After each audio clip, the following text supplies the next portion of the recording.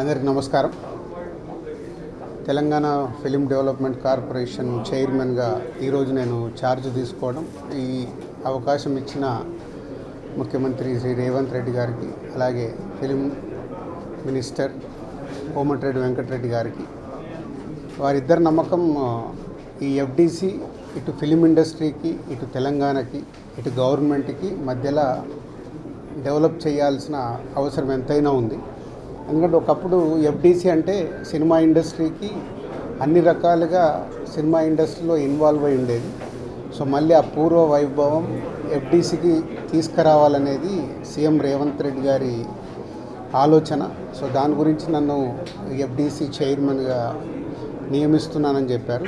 So 100% CM Revanth Reddy గారి విజన్కి ఈ film ఇండస్ట్రీని గవర్నమెంట్ మధ్యలో తెలంగాణలో ఫిలిం ఇండస్ట్రీని ఇంకా గ్రోత్ చేయాలి. అలాగే తెలంగాణ ఇంతకుముందు తెలంగాణ తెలుగు సినిమాలకి, అలాగే ఇప్పుడు స్టేట్స్ సపరేట్ అయిన తర్వాత తెలంగాణలో తీసే సినిమాలకి ఎంకరేజ్ చేస్తూ ఈ సంస్కృతి, తెలంగాణ సంస్కృతిలో సినిమాలు వచ్చేలాగా ప్రయత్నం చేస్తూ తెలంగాణలో ఫిలిం ఇండస్ట్రీని గ్రో చేయాలి. అలాగే తెలుగు ఫిలిం ఇండస్ట్రీ ఇప్పుడు హైదరాబాదులో, మద్రాసు నుంచి హైదరాబాద్ వచ్చినప్పటి నుంచి ఎంతో తెలుగు ఫిలిం ఇండస్ట్రీ గ్రో అయింది.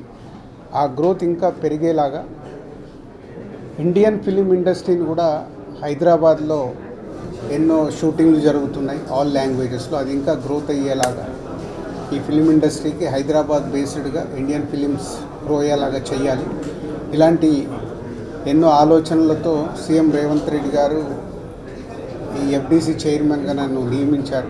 సో ఫిలిం ఇండస్ట్రీలో ఇటు Telugu film chamber of commerce కానీ, అలాగే Telangana film chamber of commerce కానీ, ఫిలిం ఇండస్ట్రీకి కావాల్సినవి గవర్నమెంట్ నుంచి ఏమేమి పనులు చేపియాలి, ఏమేమి చేయాలని ఎఫ్డిసి వారధిగా ఉంటూ అటు ఫిలిం ఇండస్ట్రీకి, ఇటు గవర్నమెంట్కి, ఇటు ఫిలిం ఇండస్ట్రీ అంటే ఇక్కడ తెలంగాణలో ఉన్న ఎగ్జిబిటర్స్ వాళ్ళకి ఎన్నో సమస్యలు ఉన్నాయని చెప్తున్నారు.